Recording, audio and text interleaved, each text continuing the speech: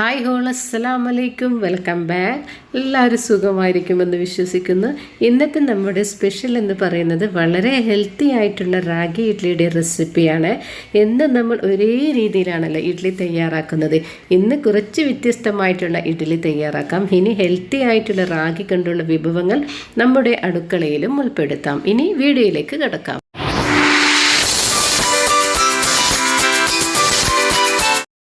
പേര് റാഗിയുടെ ഇഡ്ഡലി എങ്ങനെ തയ്യാറാക്കിയിട്ട് എടുക്കുന്നതെന്ന് നോക്കാം. അതിൻ്റെ റെസിപ്പി എന്തൊക്കെയാണെന്ന് നോക്കിക്കളയാം. ആദ്യം തന്നെ ഈ ഒരു ബൗളിലേക്ക് 250 ml മെഷർമെൻറ്റ് കപ്പിൽ ഒരു കപ്പ് അതായത് ഇഡ്ഡലിയുടെ അരിയാണ് എടുത്തിട്ടുള്ളത്. ഇഡ്ഡലിയുടെ അരി എന്ന് വെച്ചാൽ പച്ചരിനെക്കാട്ടും കുറച്ച് ഉരുണ്ടിട്ടുള്ള ഒരു അരിയാണ്. അതിപ്പോൾ എല്ലാ സൂപ്പർ മാർക്കറ്റുകളിൽ നിന്നും കിട്ടുന്നതായിരിക്കാം. ഇനി ഇതിൻ്റെ വേണ്ടിയിട്ട് എടുത്തിട്ടുള്ളതെന്ന് വെച്ചാൽ 1/4 കപ്പ് അളവിൽ ഉഴുന്ന് പരിപ്പാണ് എടുത്തിട്ടുള്ളത്. അപ്പോൾ ഇത് ഉഴുന്ന് പരിപ്പ് ഇതിലേക്കൊന്ന് ഇട്ട് കൊടുക്കുക. എന്നിട്ട് ഇനി ഇതിലേക്ക് വേണ്ടതെന്ന് വെച്ചാൽ 1 ടീസ്പൂൺ അളവിൽ ഉലുവയാണ്. ഉലുവ കൂടി ഇതിലേക്കൊന്ന് ചേർത്ത് കൊടുക്കാം. അപ്പം നിങ്ങൾ വിചാരിക്കുന്നുണ്ടാവും ഇതൊക്കെ കുതിർത്ത് എന്തുകൊണ്ട് റാഗി കുതിർക്കുന്നില്ല എന്നല്ലേ. അപ്പം ഞാൻ റാഗിൻ്റെ പൊടി കൊണ്ടാണ് ഈ ഒരു റാഗിയുടെ ഇഡ്ഡലി തയ്യാറാക്കിയിട്ടെടുക്കുന്നത്. അപ്പോൾ ഇതൊരു 3-4 തവണയായിട്ട് കഴുകി എടുത്തിട്ടുണ്ട്. എന്നിട്ട് ഇതിനെ ഒന്ന് വെള്ളം ഒഴിച്ചിട്ടൊന്ന് കുതിർത്തെടുക്കാം. ഏകദേശം ഒരു 6 മണിക്കൂർ നേരമാണെങ്കിൽ, മാക്സിമം ഒരു 6 മണിക്കൂർ നേരമാണെങ്കിൽ ഈ ഒരു റാഗി ഇഡ്ഡലിൻ്റെ കൂട്ടൊക്കെ ഒന്ന് കുതിർത്തെടുക്കണം. ആദ്യം തന്നെ നന്നായിട്ട് കഴുകിയതിന് ശേഷമാണ് കുതിർത്തെടുക്കേണ്ടത്. ഇനി ഇതിനൊന്ന് റെസ്റ്റ് ചെയ്യാൻ വേണ്ടിയിട്ട് മാറ്റി വെക്കാം. ഇപ്പോൾ റാഗിയുടെ ഇഡ്ഡലി രാവിലെയാണ് തയ്യാറാക്കിയിട്ട് എടുക്കുന്നതാണെങ്കിൽ തലേദിവസം രാത്രിയാണെങ്കിൽ ഇതൊന്ന് സെറ്റാക്കിയിട്ട് എടുക്കണേ. അങ്ങനെ ഇതൊരു 6 മണിക്കൂർ കഴിഞ്ഞതിന് ശേഷം ഞാനിതിനൊന്ന് അരച്ചെടുക്കുകയാണ് ചെയ്യുന്നത്. അപ്പോഴേക്കിത് ഉഴുന്നും അതുപോലെ തന്നെ ഈ ഒരു റാഗിയുടെ ഇഡ്ഡലീൻ്റെ റൈസും ഉലുവയൊക്കെ നന്നായിട്ട് കുതിർന്ന് വന്നിട്ടുണ്ട്. ഇനി ഇതാ ഒരു മിക്സിയുടെ ജാർ എടുത്തിട്ടുണ്ട്. അതിലേക്ക് ഉഴുന്ന് ഇട്ട് കൊടുക്കാം. എന്നിട്ട് ഇതിനൊന്ന് നല്ല രീതിയിൽ തന്നെ അരച്ചെടുക്കാം. അപ്പം ഞാനിപ്പോൾ 2 ബാച്ചായിട്ടാണ് അരച്ചെടുക്കുന്നത്. ഈ ഒരു പച്ചരിയും ഉഴുന്നൊക്കെ 2 ബാച്ചായിട്ടാണ് അരച്ചെടുക്കുന്നത്. ആദ്യം തന്നെ നേരത്തെ തന്നെ കഴുകി എടുത്തതാണല്ലോ. അപ്പോൾ ഈ ഒരു വെള്ളം ഉപയോഗിച്ചിട്ട് തന്നെയാണ് അരച്ചെടുക്കുന്നത്. പിന്നെന്ന് വെച്ചാൽ ഞാനിപ്പോൾ ഇതിലേക്ക് ഒരുപാട് വെള്ളം ഒഴിച്ച് കൊടുക്കുന്നില്ല, കുറച്ച് വെള്ളം മാത്രം, മാക്സിമം ഒരു 1/4 കപ്പ് വെള്ളം മാത്രമാണ് ഞാൻ ഇതിലേക്ക് ഒഴിച്ച് കൊടുത്തിട്ടുള്ളത്. പിന്നെ ഇതിലേക്ക് ചേർത്ത് കൊടുക്കുന്നതെന്ന് വെച്ചാൽ ഐസ് ക്യൂബാണ്. അതായത് ഈ ഒരു അരപ്പ് ചൂടാവാതിരിക്കാൻ വേണ്ടിയിട്ടാണ് ഐസ് ക്യൂബ് ഇട്ടിട്ട് ഇതിനൊന്ന് അരച്ചെടുക്കുന്നത്. അപ്പോൾ ഇത് നല്ല സ്മൂത്തായിട്ട് തന്നെ ഒന്ന് അരച്ചെടുത്തിട്ട് വന്നിട്ടുണ്ട്.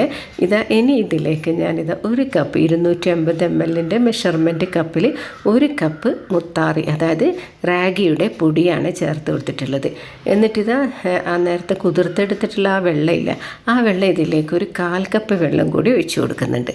എന്നിട്ടിത് അരച്ചെടുത്ത ഈ ഒരു കൂട്ട് ബൗളിലേക്കൊന്ന് ഒഴിച്ചു കൊടുക്കുന്നുണ്ട്.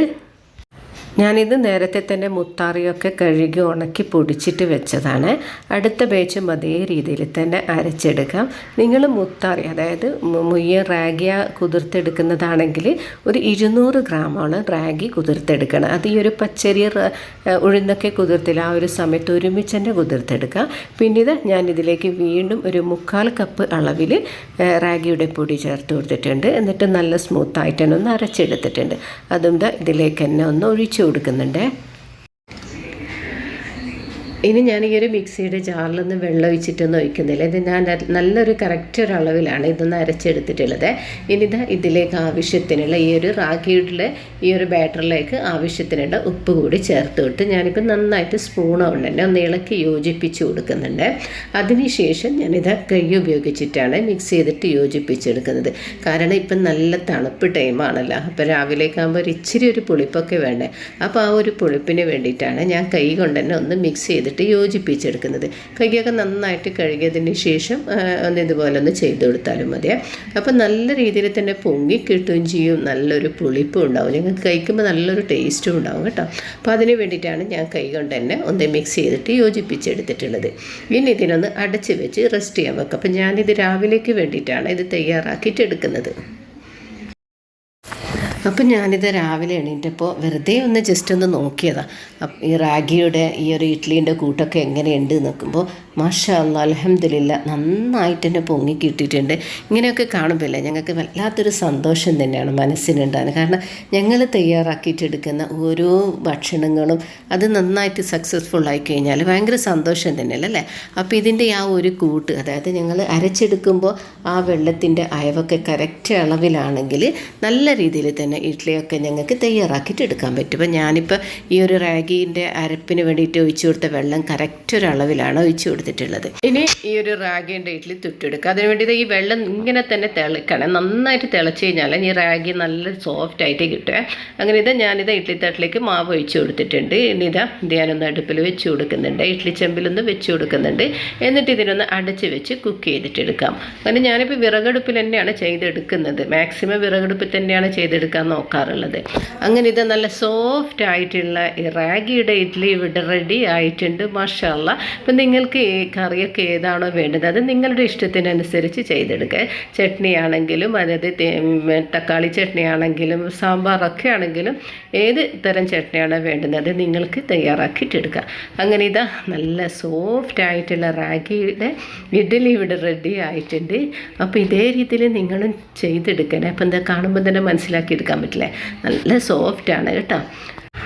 അപ്പോൾ നല്ല സോഫ്റ്റ് ആയിട്ടുള്ള ഹെൽത്തി ആയിട്ടുള്ള റാഗിയുടെ ഇഡ്ഡലി ഇവിടെ റെഡി ആയിട്ടുണ്ട്.